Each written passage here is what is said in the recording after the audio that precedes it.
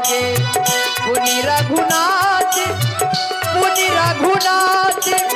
चले बन आगे, मुनिवर वृंद विपुल सब लागे।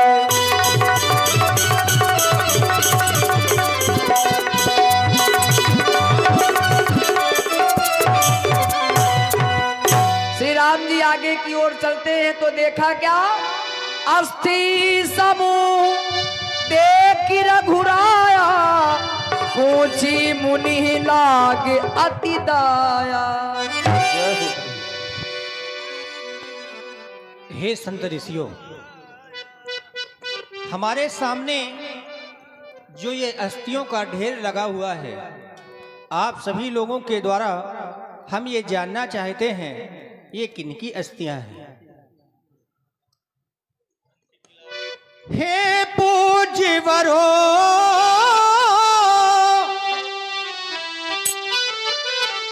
ऋषियों मुनियों,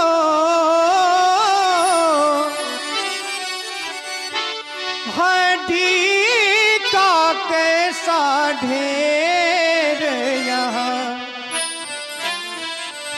है, तपोभूमि का ये कलंक है, शासन का अंधेर यहाँ।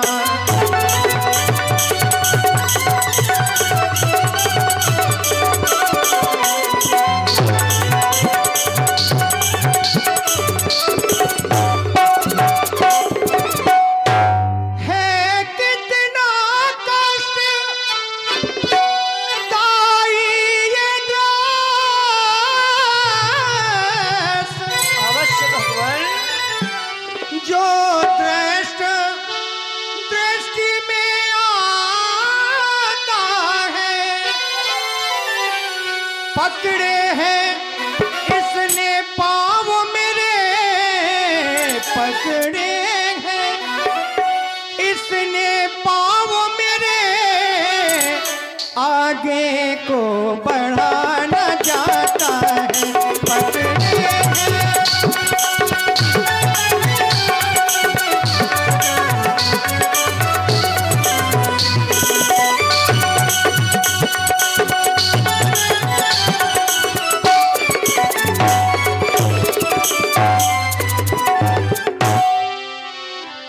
मुझको तो तुम बतलावो यह,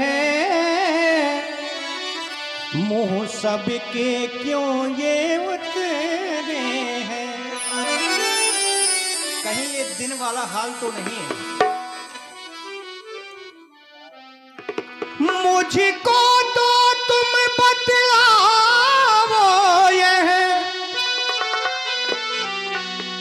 मुँह सबके ये क्यों उतरे हैं, किस माली की बगिया उजड़ी, किस माली की बगिया उजड़ी, जिसके फूल ये बिखरे हैं, किस माली की बगिया उजड़ी, जिसके फूल ये बिखरे हैं, किस माली की।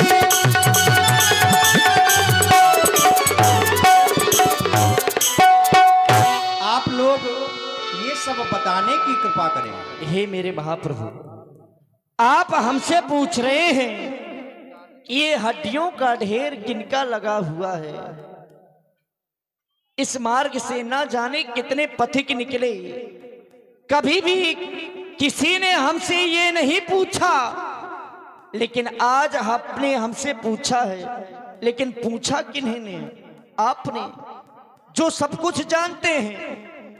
विचार करने लगा, जानता हूं पूछो का स्वामी, समदर्शी तुम अंतर्यामी। आप हमसे पूछ रहे हैं, आप तो समदर्शी हैं, सब कुछ जानने वाले हैं, फिर भी आपने हमसे पूछा है। तो हे मेरे महाप्रभु, निश्चर निखर सकल मुनि खाए, ये जो अस्थियों का समूह देख रहे हैं ना, ये अस्थियों का समूह किसी और का नहीं, ये ऋषि मुनियों का अस्थियों का समूह है जो निशाचरों के द्वारा खाए गए हैं और मांस खा करके हड्डियों का ढेर यहीं पर लगा दिया गया। इस वन में दो राक्षस रहते हैं, आतापी और बातापी। एक राक्षस आता है, ऋषि मुनियों को भोजन के लिए निमंत्रण देता है, उसके निमंत्रण को स्वीकार करके सभी ऋषि मुनियों उसके पास पहुंचते हैं। दूसरा बातापी कढ़ाई में तेल को खौलाता है।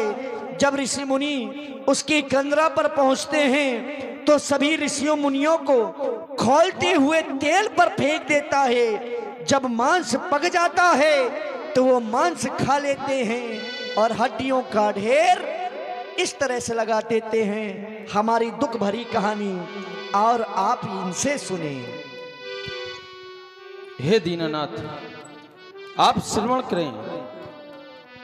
हमको बेनप की प्रजा जाने, जानिए प्रभु,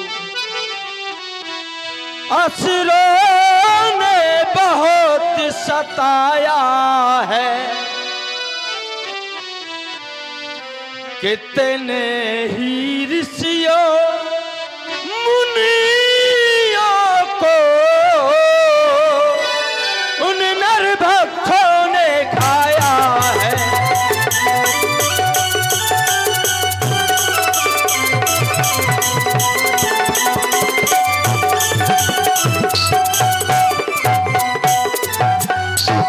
जो भोजन बने राक्षसों के, उनकी हड्डियां पड़ी हैं ये,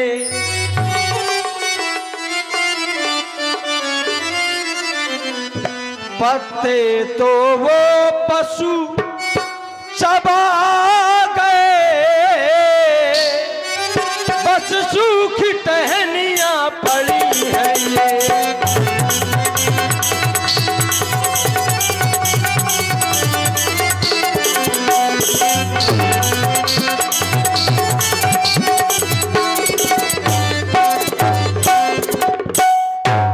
जिस माली की बगिया है ये, शायद वो माली सोता है, शायद वो माली सोता है, उसे की हिला परवाही से, उसकी हिला परवाही से अन्याय बाग में होता है।